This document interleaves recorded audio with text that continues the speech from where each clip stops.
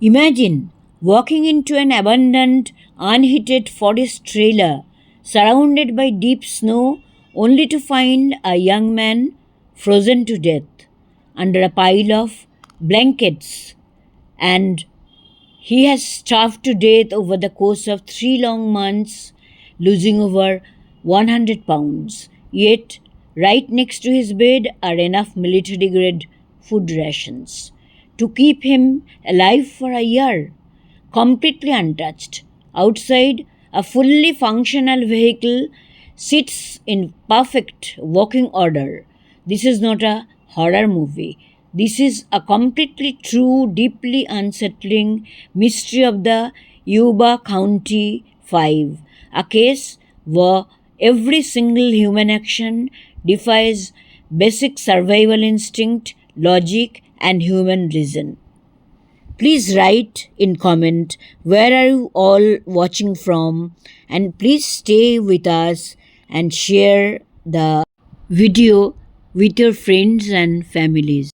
Before the Yuba County 5 became the subject of one of America's strangest unresolved mysteries, they were simply five friends from Yuba City and Marysville, California. Jack Madruga, 30, Ted Vieja, 32, Bill Starling, 29, Jackie Hewitt, 24, and Gary Mathias, 25. Their lives were different, but they had found something important in one another: friendship, routine, and a sense of belonging. Or developmental disabilities. Although the exact nature and severity of their conditions were not always formally documented, Hewitt was particularly dependent on others in everyday life.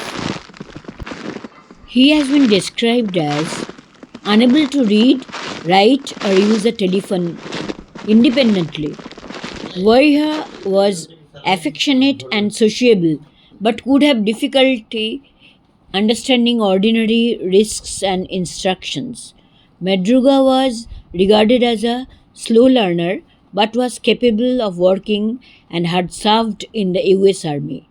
He was also the owner and driver of the group's prized 1969 car, Mercury Montego. Madruga was regarded as a slow learner but was capable of working, and he had served in the US Army. He was also the owner and driver of the group's prized 1969 Mercury Montego. Starling had learning difficulties, yet was deeply religious, friendly, and socially active. Gary Mathias was different from the others, an army veteran who had developed serious psychiatric problems while serving in West Germany. He was diagnosed with schizophrenia and had previously experienced psychotic episodes. By 1978, however, he was reportedly receiving treatment as an outpatient, taking medication, and functioning well enough to work in his stepfather's gardening business. Jack Madruga and Bill Starling were also close. Their limitations, however, could have made the group vulnerable in an unfamiliar and dangerous environment. Difficulty assessing risk, dependence on a more capable companion, reluctance to challenge an authoritative person, or confusion under extreme stress are all reasonable psychological possibilities, but none can be established as the explanation for the tragedy. The case also had to be understood in its 1978 context, when disability and mental illness were poorly understood, and record of individual diagnoses were often incomplete. Then came the fateful night of February 24, 1978. The five men drove Madruga's Mercury about 50 miles north to Chico to watch a college basketball game. They had every reason to return home that night. Their own basketball team was due to play in a tournament the following morning, and some had already prepared their clothes. Yet, instead of taking the expected route home, their car somehow ended up deep in the snow covered Plumas National Forest. Were they threatened by a local group of men and forced to drive into the mountains at gunpoint? This would explain why they hid in the dark from Joseph Scone's cries for help. They thought their pursuers had caught up to them. Yet, 50 years later, no suspects have never had been named. No motives had ever been established, and Gary Mathias's body had never been found. He remains a ghost, swallowed entirely by the darkness and Plumas National Forest. The lasting chill. The tragedy of the Yuba County Five remains one of the most deeply haunting mysteries in American history because it forces us to confront the limits of human reason. It is a story where logic completely fractures, leaving us to wonder. Stay with us and share the video with your friends and families, and wait for the rest part of the story. To go home to Yuba City, they needed to drive straight south down a flat, paved highway. But they didn't do so. Their car mysteriously turned west, driving deep into the dark, treacherous, snow choked logging roads of the Plumas National Forest. The flawless car. Days later, police find the car abandoned high up the mountain.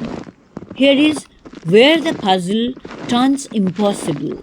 The car has a quarter tank of gas. The keys were missing.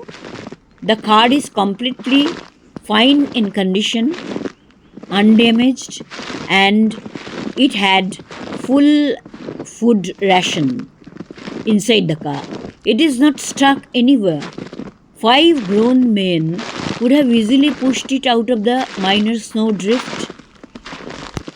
The only witness of that incident was a driver named Joseph Scones. He suffered a heart attack on that exact mountain road that exact night. He testified later that through his pain he saw a car headlight, a group of men, and a woman holding a baby walking past his stuck vehicle. When he called out for help, the figures instantly shut off their lights and went dead silent in the dark. The fatal and illogical detour. The route home from Chico to Yuba City was a straight, flat, 50-mile drive down a well lit, paved highway. It was a road they knew by heart. Yet, somewhere along that highway, the car made a sudden, inexplicable, and deeply chilling detour. Instead of heading south, Jack Madruga turned the car east, driving straight into the jagged, dark, and hostile logging roads of the Sierra Nevada mountains. Hours later, at an elevation of nearly 4,500 feet, the Mercury Montego was abandoned on a desolate, snow covered road. When a police found the vehicle days later, it presented a maddening puzzle. The car had plenty of fuel, the keys were gone, and it was completely undamaged. It had merely rolled into a minor, snow covered area.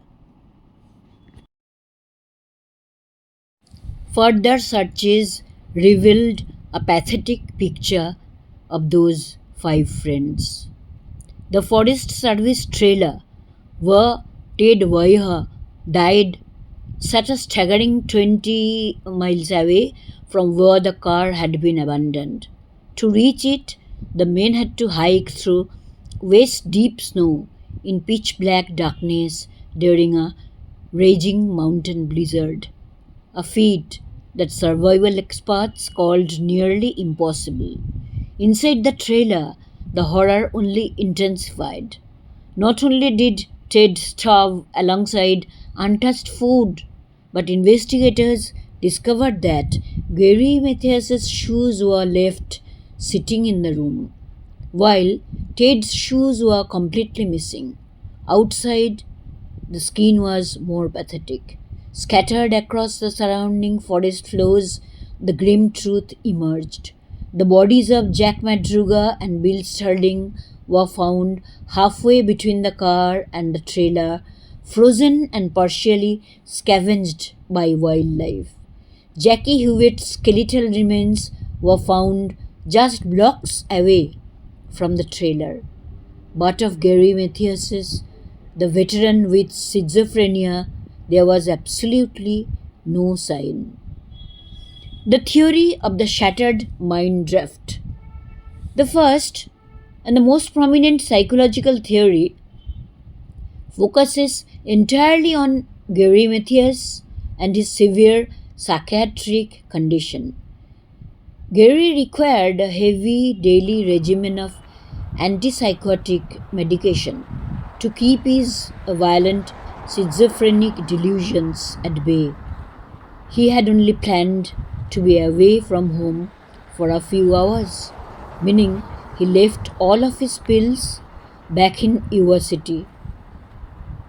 By the time the car drove up the mountain, Gary would have been spiraling into a profound, terrifying psychotic break.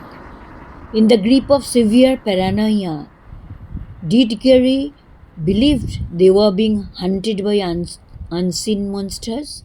Did his military background kick in, causing him to command his friends like soldiers, forcing them to abandon a perfectly working car and march through a blizzard to escape a phantom enemy? For the boys, who highly respected authority and rules, disobeying Gary might have been unthinkable. They followed him blindly into the freezing abyss, too terrified of his delusions to save their own lives. The sinister thread, an unsolved void. Up to this day, the families of the Yuba County Five refused to believe this was a simple case of getting lost or a mental health crisis. They point out that Jack Madruga fiercely loved his car and would never have allowed anyone else to drive it. Yet, the car was driven up a treacherous mountain road he actively despised. The families believed the boys were chased off the highway. Did they witness a crime at a convenience store in Chico? Were they threatened by a local group of men and forced to drive into the mountains at gunpoint?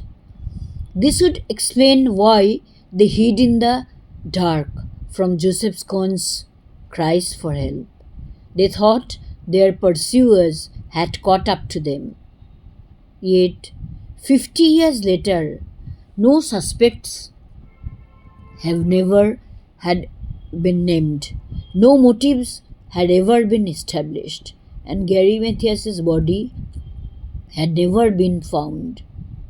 He remains a ghost, swallowed entirely by the pines of Plumas National Forest. The lasting chill. The tragedy of the Yuba County Five remains one of the most deeply haunting mysteries in American history because it forces us to confront the limits of human reason. It is a story where logic completely fractures, leaving us to wonder what terrifying thoughts echoed in that dark forest trailer during those final freezing weeks. Their families remain deeply troubled by these unanswered questions, and some believe that something had frightened, threatened, or forced the men into the mountains. The authorities, however, never established that theory as a fact, and this is where the Yuba County 5 mystery becomes truly extraordinary. We know where the tragedy ended, but we still do not know what happened during those critical hours between the basketball game and the abandoned car. For more such thrilling, mysterious stories, please stay with us, share our videos, subscribe to our channel. Thank you.